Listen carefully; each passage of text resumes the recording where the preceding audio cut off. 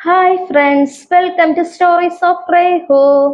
Punishment transfer കിട്ടി ഉദയന്നൂരിൽ ചെല്ലുമ്പോൾ ജീവിതത്തിന്റെ പുതിയൊരു അധ്യായം തുടങ്ങുകയായിരുന്നു. പണിഷ്മെന്റ് ട്രാൻസ്ഫർ ഇതാദ്യമായല്ല, പക്ഷെ അച്ഛനും അമ്മയും ഇല്ലാതെ ഇതാദ്യമായ, അതും ജയിലിലേക്ക്. ചെന്ന പാടെ കൂടെ ജോലി ചെയ്യുന്നവരെ എല്ലാം ഞാൻ പരിചയപ്പെട്ടു. സെല്ലിലുള്ളവരെ പരിചയപ്പെടുത്താമെന്ന് പറഞ്ഞ് ദാസേട്ടൻ മുന്നിൽ നടന്നു, ഞാൻ പിന്നാലെയും. ഓരോരുത്തരെയായി പരിചയപ്പെടുത്തി. 9-ാം സെല്ലിന് മുന്നിലെത്തിയപ്പോൾ, മാഡം, ഈ സെല്ലിലുള്ളത് ഒരു രാജമ്മ എന്ന സ്ത്രീയാണ്. അവർ മകളെ മണ്ണെണ്ണ ഒഴിച്ച് കൊല്ലാൻ നോക്കിയതാണ് കേസ്. എന്ത് സ്ത്രീയാണല്ലേ മാഡം?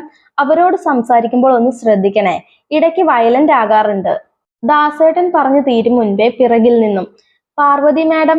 ഞാൻ ഞെട്ടി തിരിഞ്ഞു നോക്കിയപ്പോൾ അവരാണ്, രാജമ്മ.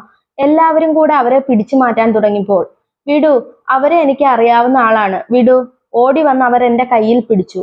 സുഖമായിരിക്കുന്നോ മാഡം? സുഖം, നിങ്ങൾക്കോ? എന്നവർ തലയാട്ടി. പിന്നീട് എനിക്കും അവർക്കും ഒന്നും പരസ്പരം ചോദിക്കാനുണ്ടായിരുന്നില്ല. പണ്ട് ഞാൻ ആലിങ്കരയിൽ ജോലി ചെയ്യുന്ന സമയത്ത് ഡൽഹിയിൽ ഒരു ദന്ത ഡോക്ടറെ റേപ്പ് ചെയ്ത് കത്തിച്ചു. അതിന് രാജ്യത്ത് എല്ലായിടത്തും പ്രതിഷേധമുണ്ടായപ്പോൾ അവിടെ സ്റ്റേഷന് മുന്നിലും ഒരമ്മയും മകളും സത്യാഗ്രഹം നടത്തി. അതിങ്ങനെ കുറെ നാൾ നീണ്ടു നിന്നു. രാവിലെ വന്ന് വൈകിട്ട് തിരിച്ചു പോവുകയും ചെയ്യും. ആദ്യം ഞങ്ങൾ പോലീസുകാർ അതത്ര കാര്യമാക്കിയില്ല. പക്ഷെ പിന്നീട് ഒരു ദിവസം രാവിലെ അവരെത്തിയത് SIയെ കാണണമെന്ന് പറഞ്ഞായിരുന്നു. ഇവിടെ ഇല്ല, എത്തുമ്പോൾ പറയാമെന്ന് പറഞ്ഞു. പക്ഷേ അന്നെന്തോ അത്യാവശ്യ കേസ് വന്നതുകൊണ്ട് ഞങ്ങളെല്ലാം മറന്നുപോയിരുന്നു. വൈകിട്ടോടെ ആ സ്ത്രീ തന്റെ മകളുടെ തലയിൽ കൂടെ പെട്രോൾ ഒഴിച്ച് കത്തിക്കാൻ ശ്രമിച്ചു. ഞങ്ങൾ അങ്ങോട്ട് ഓടി എത്തിയില്ലായിരുന്നുവെങ്കിൽ അവർ പെൺകുട്ടിയെ കത്തിച്ചേനെ. മാധ്യമങ്ങളെല്ലാം റിപ്പോർട്ട് ചെയ്ത ആ കേസിൽ ജനങ്ങൾ ഒന്നടങ്കം ആ അമ്മയെ കുറ്റപ്പെടുത്തി. എന്ത് സ്ത്രീയാണവർ! സ്വന്തം മകളെ എങ്ങനെ കൊല്ലാനാവും? പോലീസ് അന്ന് കൊലപാതകത്തിന് കേസെടുത്തു. ഞാൻ പിറ്റേന്ന് സ്റ്റേഷനിൽ എത്തിയപ്പോൾ അവർ അധികം വെളിച്ചമില്ലാത്ത ഒരു മുറിയിൽ ഇരിക്കുകയായിരുന്നു. ഞാൻ ചെന്ന് അവരുടെ അടുത്തിരുന്നു. അമ്മ മോളെ എന്തിനാ ഇങ്ങനെ ചെയ്യാൻ നോക്കിയത് എന്ന് ചോദിച്ചതും ആ സ്ത്രീ പൊട്ടിത്തെറിച്ചു. പിന്നെ ഞാൻ എന്തു ചെയ്യണമായിരുന്നു? ഒന്നും മിണ്ടാതിരിക്കണമായിരുന്നോ? എനിക്ക് കൊല്ലണം അവളെ, കൊല്ലണം, കൊല്ലണം. അവരെന്തൊക്കെയോ പിറുപിറുത്തുകൊണ്ടിരുന്നു. ഞാൻ വേഗം മുറിക്ക് പുറത്തിറങ്ങി. പിന്നീട് ഞാൻ ചെല്ലുമ്പോൾ അവർ കരയുകയായിരുന്നു. എന്നെ കണ്ടപ്പോൾ കണ്ണൊക്കെ തുടച്ചു. അവർ എന്നെ നോക്കിയൊന്ന് ചിരിച്ചു. എന്റെ വിശേഷങ്ങളൊക്കെ ചോദിച്ചു. അവരെ ശാന്തമാക്കാൻ ഞാൻ എല്ലാത്തിനും മറുപടി പറഞ്ഞു.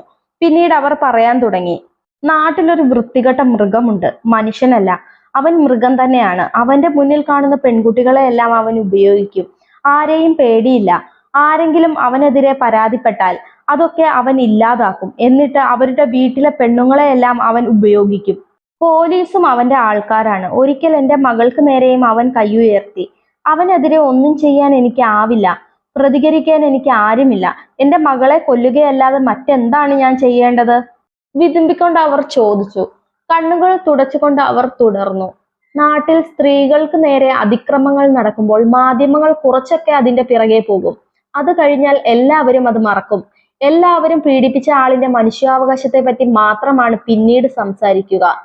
എന്നാൽ അവൻ പീഡിപ്പിച്ച പെൺകുട്ടിക്കും ഉണ്ടായിരുന്നു ഈ ലോകത്ത് ജീവിക്കാനും അവളുടെ ശരീരത്തെ സൂക്ഷിക്കാനുമുള്ള അവകാശം.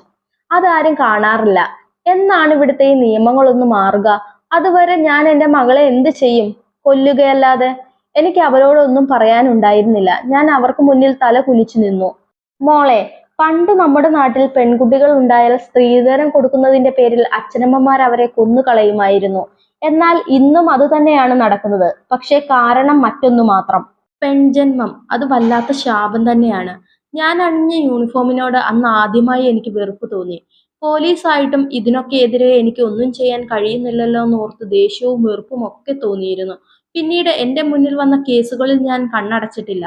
അതുകൊണ്ട് തന്നെ എന്റെ കരിയറിൽ ഇത് എത്രാമത്തെ പണിഷ്മെന്റ് ട്രാൻസ്ഫർ ആണെന്ന് എനിക്ക് ഓർമ്മയില്ല. അതിന് എനിക്കൊരു വിഷമവുമില്ല.